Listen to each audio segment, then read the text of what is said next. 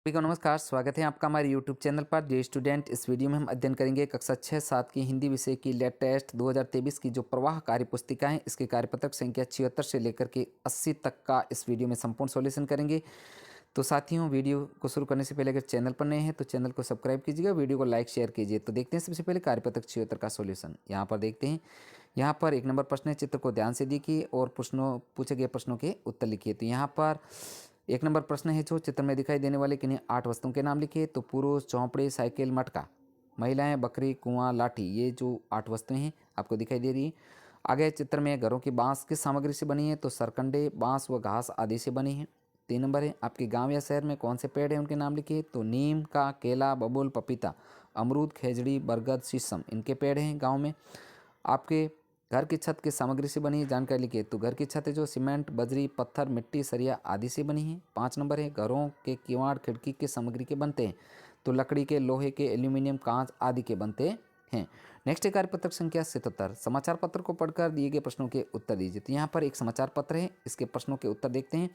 यह समाचार पत्र प्रकाशित हुआ, आंसर होगा 17 अगस्त को। हादसा हुआ था रविवार को। यह समाचार पत्र कहाँ से प्रकाशित हुआ? आंसर होगा जयपुर से।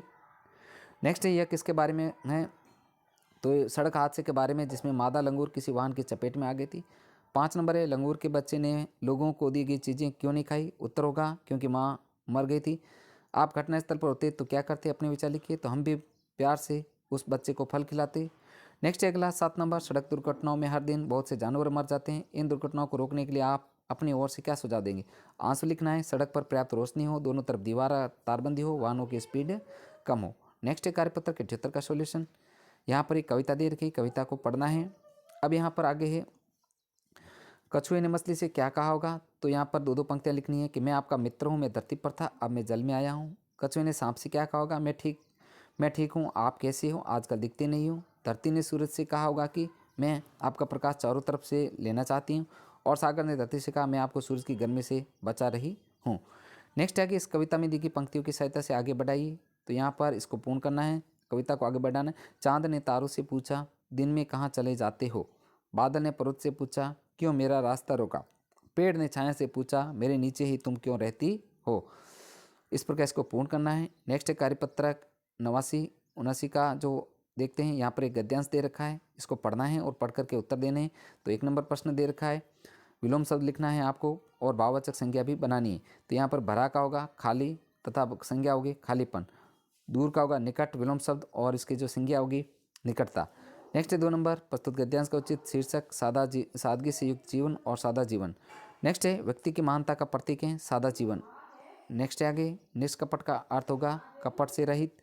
5 नंबर है, सादगी भरा जीवन, मन को पवित्र। और अगला है, सोने पे सुहागा होना, मोहर का अर्थ होगा बेहतर को और बेहतर बनाना। नेक्स्ट है कार्यपत्रक 80 का सॉल्यूशन। यहाँ पर एक संवाद दे रखा है, संवाद को पढ़ना है और प्रश्नों के उत्तर देना है। तो यहाँ पर जैसे 1 नंबर है, युद्ध से दुम दबाकर कौन भागा? आंसर होगा बहलोल लोदी। नेक्स्ट है, दुम दबाकर भागना, मोहरे का अर्थ होगा डर कर भाग जाना। प्रश्न 3, हिंदू धर्म के धर्मग्रंथ रामायण, गीता, वेद हैं। इसी तरह इस्लाम, ईसाई और सिख के धर्मग्रंथ के नाम क्या लिखिए। तो इस्लाम का होगा धर्मग्रंथ जो कुरान, ईसाई का होगा बाइबल, और सिखों का जो है धर्मग्रंथ गुरु ग्रंथ साहिब। नेक्स्ट 4 नंबर, एक अच्छे शासक के क्या गुण होने चाहिए? तो उत्तर होगा देशभक्त, बहादुर, जनता का सेवक, सुख दुख में साथी, धर्मनिरपेक्ष, सभी का सम्मान करे आदि होने चाहिए।